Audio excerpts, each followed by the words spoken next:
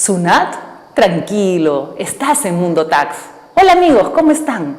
En este episodio renovado de Mundo Tax vamos a hablar de un tema súper importante y de mucha actualidad, que son las declaraciones juradas anuales del impuesto a la renta que tenemos que presentar en breves días o en breves semanas a la Sunat. Para ello he invitado a Carolina Salazar, directora de PwC. Carolina no solamente es una excelente profesional, sino también es mi amiga y la he invitado para que nos cuente los tips que tenemos que saber, algunos de los tips, porque evidentemente hay muchos tips que debemos saber para poder presentar adecuadamente nuestra declaración jurada anual del impuesto a la renta. Hola Caro, ¿cómo estás? Muy bien, Kitty, muy contenta de estar contigo hoy en Mundo Tax. Gracias, Caro, gracias por estar aquí, lo aprecio mucho. Caro, hay dos cronogramas para presentar las declaraciones juradas. ¿Cómo sé cuál cronograma me toca? Bueno, hay dos cronogramas, efectivamente. Uno que va desde los últimos días de marzo hasta los primeros días de abril y un segundo cronograma que va desde los últimos días de mayo hasta los primeros días de junio. El primer cronograma está para los contribuyentes del régimen general del impuesto a la renta. El segundo cronograma también aplica para los contribuyentes del régimen general del impuesto a la renta con una diferencia. Aquellos contribuyentes cuyos ingresos anuales no superen las 1.700 UITs, 9 millones de soles aproximadamente, pueden entrar a este segundo cronograma. Entonces, ¿cuál es este segundo cronograma? Primero, contribuyentes del régimen general que no superen 9 millones de soles aproximadamente de ingresos anuales el año anterior. Okay. Además, los contribuyentes del régimen MIPE tributario también se pueden acoger a este segundo cronograma. Ojo que aquellos contribuyentes que no superen 1.700 UITs, hay muchos. Lo que debe pasar y debemos cuidar es que estos contribuyentes que no tienen muchos ingresos no pertenezcan a un grupo económico. Si yo pertenezco a un grupo económico, primer cronograma. Okay. Entonces, grupo económico y mayores de 1.700 UITs, primer cronograma 1. Exacto. Y el cronograma 2, todos los demás. Todos los demás. Y creo que hay una excepción, ¿no? Si has iniciado actividades en el año 2024, estás en el primer cronograma. En el primer cronograma, efectivamente. Entonces, en resumen, primer cronograma, más de 1.700 UITs. Grupo económico. Grupo económico o que haya iniciado actividades en el 2024. Y las personas naturales siempre estamos en el segundo cronograma, o si hay una persona natural que hubiera generado más de 1.700 UITs, debería declarar en el primer cronograma. No, las personas naturales siempre vamos a estar en el segundo cronograma. Perfecto. Así es que ahí tenemos un respiro más para lo que nos toca pagar un impuestito allí por mayo-junio. Perfecto, sí, siempre un poquito de liquidez favorece. Así es. Caro, yo he estado revisando el formulario para los generadores de rentas de tercera categoría, sea personas naturales con negocio o personas jurídicas. Así es. En este formulario no hay muchas diferencias respecto del formulario anterior, pero me ha llamado la atención, por ejemplo, que en el formulario te piden el código de colegiatura cuando has dado de baja a un activo en desuso. No sé si puedas comentarnos cuáles son los requisitos o qué cosa debemos hacer cuando tenemos un bien en desuso y queremos retirarlo de nuestra contabilidad para fines de... Correcto. Los contribuyentes, personas naturales con negocio o empresas que se encuentren en el régimen general del impuesto a la renta, cuando tienen un bien del activo fijo que entra en desuso o en obsolescencia, tienen dos opciones. La primera, que siga depreciando hasta que se agote. Y la segunda es darle de baja al bien. Eso quiere decir retirarlo de mi contabilidad. Para retirarlo de mi contabilidad y darle de baja por el valor aún no depreciado, yo debo sustentarlo con un informe de desuso o de obsolescencia. ¿Qué requisitos me pide la norma tributaria para darle de baja con este informe? Que este informe sea un informe técnico de un profesional competente y colegiado. Ahí viene por qué te pide la colegiatura. Cuando dice competente, por ejemplo, si yo soy una empresa informática, que tengo de baja equipos tecnológicos, pues no voy a hacer que el informe sea preparado por un ingeniero agrónomo. No es competente en la materia, ¿no es cierto?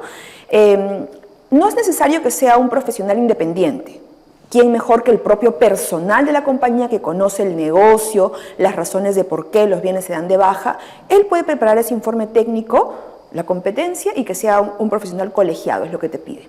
Perfecto, clarísimo. Entonces, Si tenemos bienes en obsolescencia, por ejemplo, una computadora que ya no utilizamos, no necesitamos venderla, sino que podemos darla de bajo con un desuso, con, por ejemplo, un ingeniero informático que certifique que esa computadora ya no. Que la tecnología cambió, que por supuesto ya está en desuso, no se usa, o la tecnología cambió, claramente obsoleto, ¿no?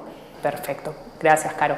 Caro, otra cosa que me ha llamado la atención, que en realidad ya existe desde el formulario del 2022, y es que el formulario te pregunta si tu contabilidad está de acuerdo a las normas NIF. ¿Qué significa eso? Porque, claro, los que somos abogados, yo sé que tú eres contadora, claro, pero los que somos abogados decimos, oye, las normas tributarias son legales, ¿no? Entre comillas. Entonces, ¿por qué? O sea, ¿qué significa eso? ¿Qué cosa debemos marcar? ¿Estamos obligados a llevar nuestra contabilidad de acuerdo a las normas NIF? Un poco cuéntanos. Desde la óptica contable, ¿no es cierto? Existe lo que le llamamos, por lo menos en el Perú, los principios de contabilidad generalmente aceptados. Es el término que siempre se ha usado y que incluso ese término aparece en las normas del impuesto a la renta. Y en la Ley General de Sociedades también. Así es. Pero los principios de contabilidad generalmente aceptados en el Perú son las NIF, ¿sí? Entonces, estos principios de contabilidad generalmente aceptados son las NIF, que son las normas internacionales de información financiera. Cualquiera que esté en un mundo globalizado, así como se contabiliza acá en Perú, la misma lógica vamos a encontrar en España, en Colombia, en Londres, ¿no?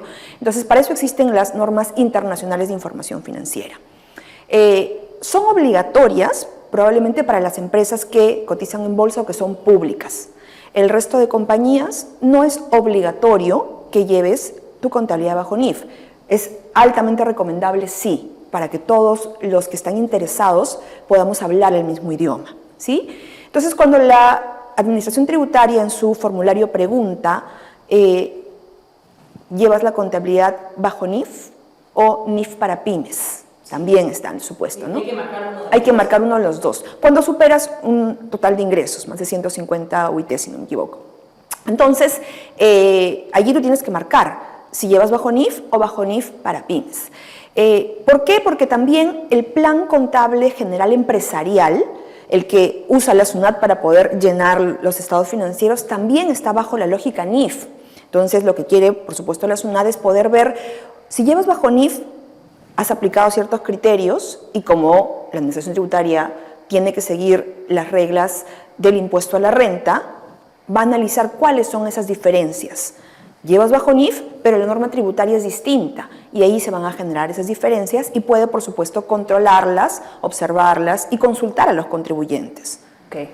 Entonces, cuando nos encontremos en ese recuadro, debemos marcar lo que nos corresponde, es decir, si somos pymes, marcar NIF para pymes y si no, el otro supuesto. Y hacer el análisis de cuáles son justamente las diferencias entre esas reglas y las reglas tributarias, porque para fines del impuesto a la renta, lo que importa son las normas que figuran en nuestra ley de impuesto a la renta y en el reglamento y en las resoluciones. Así es, la propia ley del impuesto, el propio reglamento del impuesto a la renta, en el artículo 33, reconoce que hay diferencias entre las normas contables, NIF en este caso, y lo que dice la ley del impuesto a la renta, ¿no? Porque, por supuesto, como tú bien señalaste, la determinación del impuesto a la renta es legal, lo que dice la normativa, ¿no es cierto? Para fines contables son una lógica distinta y ahí es donde se tiene que conciliar. Esa es la razón por la cual la Administración Tributaria hace esa pregunta. Sí, perfecto. Claro, yendo a un tema más práctico, ¿no? Muchos contribuyentes han provisionado ciertos gastos de los cuales conocen que han incurrido, pero no cuentan con el comprobante de pago. Existe un informe de la SUNAT que señala que uno debe contar con el comprobante de pago antes de la presentación de la declaración jurada anual del impuesto a la renta. Estos informes son de obligatorio cumplimiento para los funcionarios de la SUNAT. Pero, ¿qué pasa si no tengo el comprobante? Porque ese informe un poco que choca con el principio de lo devengado, porque las rentas de tercera categoría, rentas empresariales, se rigen por el criterio de lo devengado. Y si yo ya sé que en el año 2024 hice un gasto, pero no tengo el comprobante de pago, por X y motivo, porque el proveedor está adecuando sus sistemas, lo que fuera, ¿no? O porque no me lo entregó en su momento y lo estoy reclamando, miles de opciones. ¿Qué debo hacer? ¿Debo reparar ese gasto, adicionarlo, o sí lo puedo considerar como gasto para fines del impuesto a la renta? Partiendo del supuesto que la administración tributaria va a seguir su criterio, pero ¿existe alguna posibilidad de poder considerarlo como gasto? Mira, efectivamente este informe que tú haces mención es un informe del 2017, en donde SUNAT lo que dice es, deberías tener el comprobante para que el gasto sea deducible. Y claro, la siguiente pregunta es, ¿y ahí si no lo tengo, qué pasa? Bueno, no te lo puedes tomar, primera conclusión. Y si llega después, la administración tributaria dice, si llega después, rectificas tu declaración jurada y lo incluyes. O sea, está reconociendo que el comprobante puede llegar después, pero el gasto es del ejercicio. Principio de devengado, que también el informe anterior a este que tú haces mención lo dice, ¿no? O sea, el gasto está devengado. Si está devengado, corresponde tomarlo. La anotación contable no es un problema, mientras el gasto esté devengado. Y luego sale el informe del comprobante de pago. Entonces, si vemos la lógica de la administración, está respetando el principio del devengado, porque dice, oye, si llega después, igual inclúyelo en el ejercicio en que corresponde, de una rectificatoria. No hace mucho sentido este informe de administración tributaria, por supuesto, ¿no? O sea, dime, en todo caso, hasta que llegue la fiscalización. Perfecto, ¿no? Y por supuesto algún contribuyente ya ha discutido este tema y la administración tributaria ha seguido su criterio porque ellos tienen que seguirlo. El tema se ha llevado hasta el Tribunal Fiscal, incluso hasta el Poder Judicial, y ya la discusión a nivel del Poder Judicial ha sido zanjada diciendo prima el devengado, independientemente que el comprobante haya sido emitido, no haya sido emitido, haya llegado después, ¿no es cierto?, esté anotado o no esté anotado, el gasto prima por lo devengado. Entonces, y en el fondo es lo que debería primar y es lo que yo considero que debería considerarse. Si tú ya conoces tu gasto, sé que estoy discutiendo, como tú decías, con el proveedor, que me emita, que no me emita, la factura que llegó, que no me llegó. Ok, yo sé que va a llegar de repente en mayo, pero es un gasto real, es un gasto devengado, prestado el servicio en el 2024, yo lo considero.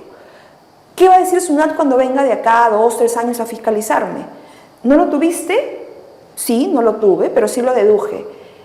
¿Y llegó después? Sí, pero bajo tu mismo informe SUNAT, llegó después, debí rectificar y colocarlo. El efecto es exactamente el mismo. Exacto. Que yo haberlo considerado desde el momento 1 deducible para mi declaración jurada. Por lo cual ahí creo que no habría mayor discusión. Gasto conocido, devengado, real en el ejercicio, que sé que el comprobante me va a llegar después, considerémoslo, deduzcámoslo. Clarísimo. Entonces, eso en la medida que sepamos que nos van a dar un comprobante. Si no nos llega, si supiésemos que no nos va a llegar un comprobante por X, Y motivos, en ese caso, pues sería mejor repararlo porque no estamos cumpliendo con un requisito formal. Correcto. Nuestra legislación sigue siendo muy formal y si incumplimos los requisitos formales, la administración tributaria y los diferentes órganos posteriores de resolutores no van a considerar el gasto como deducible al no contar con un requisito formal. Y finalmente, Caro, en el formulario de rentas de tercera categoría te piden que a la hora que hagas una adición o deducción incluyas el artículo y el inciso de la ley del impuesto a la renta en base al cual sustentas esa adición o esa deducción. ¿Dónde encontramos esos artículos? Bueno, no solamente ha pedido el artículo ahora, incluso te pide la cuenta contable en donde está ubicado ese ajuste, adición, deducción, la cuenta contable de 5 dígitos. Luego te pide la base legal, como tú bien dices, ¿qué tipo de norma es? ¿Una ley, un decreto supremo, un decreto legislativo, el número, el inciso, efectivamente, ¿no? Bueno, lo que hay que buscar ahí es efectivamente el inciso más adecuado para poder ubicar. Hay ajustes que de repente no tienen un artículo específico, ¿no es cierto? Adiciones o deducciones no tienen un artículo específico. En esos casos yo lo que sugiero es poner el artículo general, ¿no? De repente el 37 que habla de la renta neta y los gastos en general. Si es un tema de costos, el artículo 20 del impuesto a la renta. Y solamente si por allí un tip, si alguno no ha ubicado bien el artículo o no tiene idea exacta del inciso, ¿no? En la casilla sí te permite poner, por ejemplo, comillas, espacio, comillas, y te deja pasar, no te sale error. Entonces podrías poner el artículo principal, 37 por ejemplo, si es que no me acuerdo del inciso específico, y el PDT te va a dejar pasar. Gracias, Caro, por estos tips, clarísimo. No sé si quisieras dirigirte a nuestra audiencia y darle algún tip adicional. Bueno, las declaraciones juradas están venciendo, tenemos el cronograma que va de mayo a junio, pero ahí no termina el tema, ¿no? Nos pasa mucho que haces la declaración jurada y dices, bueno, cuando venga SUNAT voy a conseguir el sustento de las operaciones entrevinculadas. Cuando venga SUNAT voy a terminar de hacer la política de otorgamiento de bonos. Y así nos quedan varios to-dos por hacer que, digo, cuando venga la administración tributaria. Bueno, la verdad es que, como hemos visto y como iniciaste, SUNAT está aquí siempre. Entonces, así es. Entonces, no esperemos que ella venga. Pongámonos a trabajar en esos to-dos que dejamos pendiente cuando cerramos nuestra declaración jurada. Muchas gracias, Caro. Y no se olviden que estamos ahora en YouTube. Síguenos en nuestras redes.